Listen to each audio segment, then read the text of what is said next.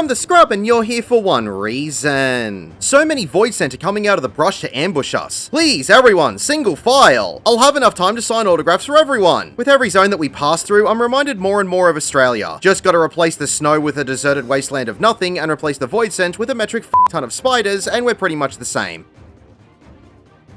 Time to learn about Lapis Manalis. Simplified.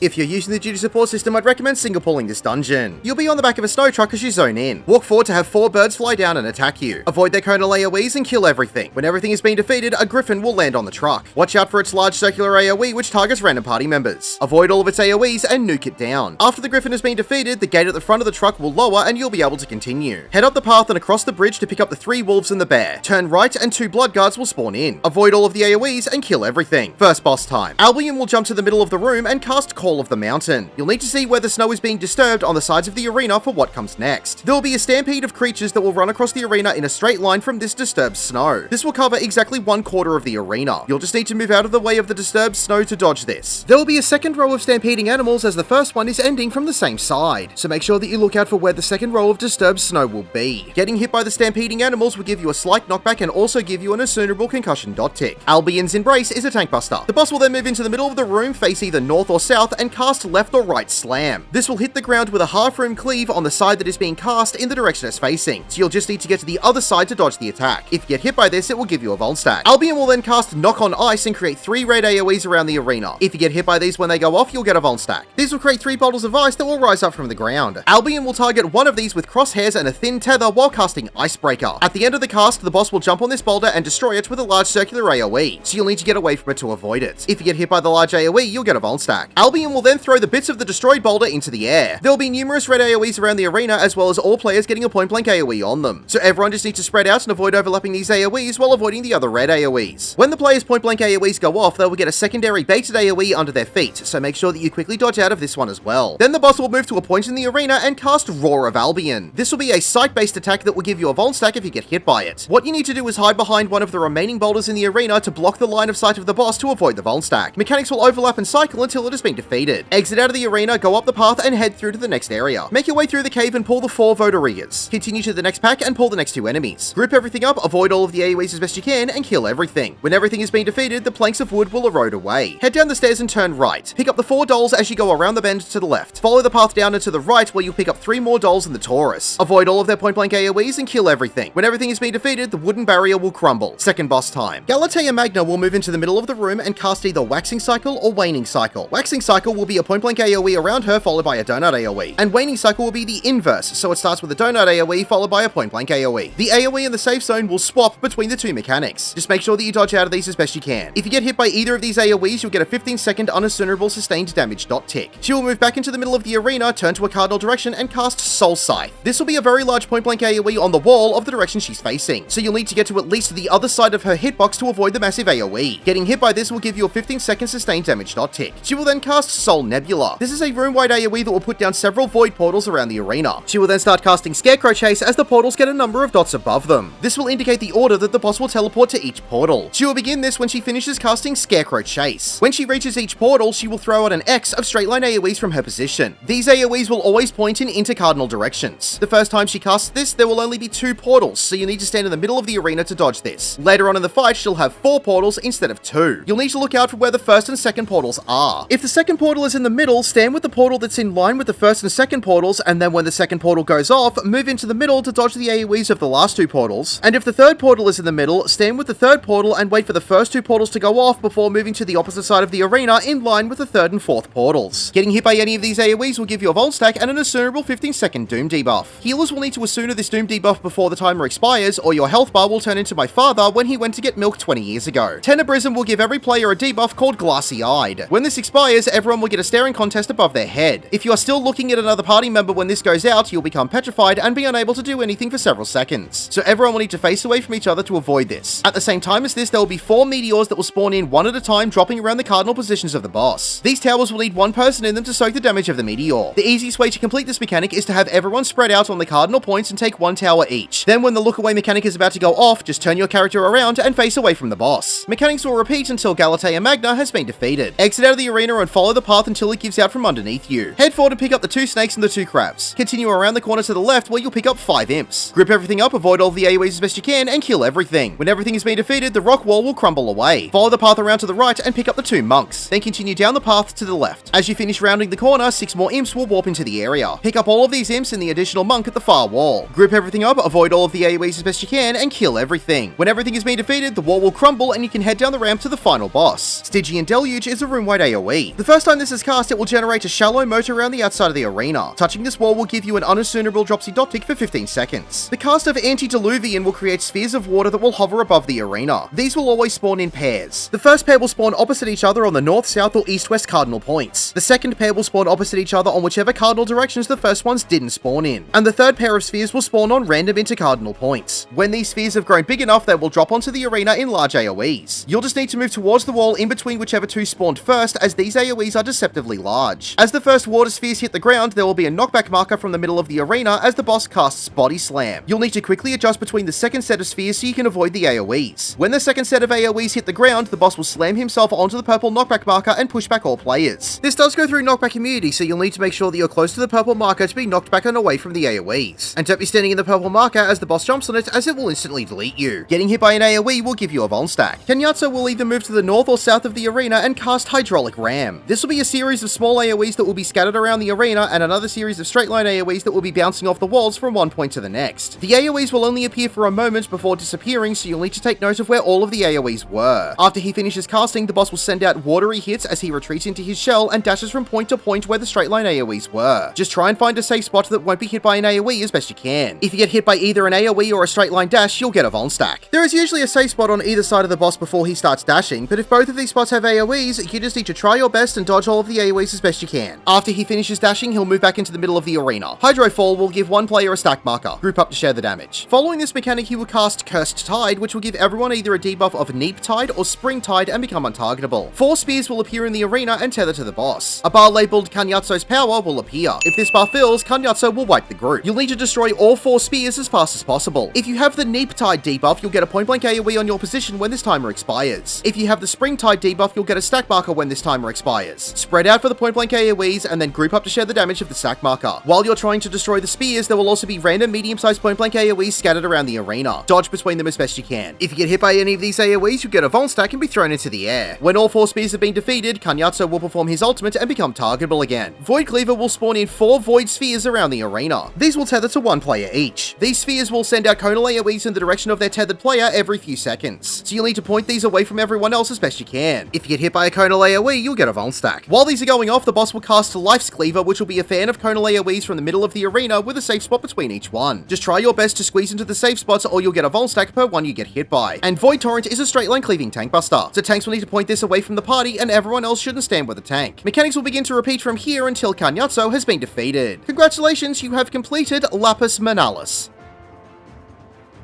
My name is a Scrub. Thank you for watching.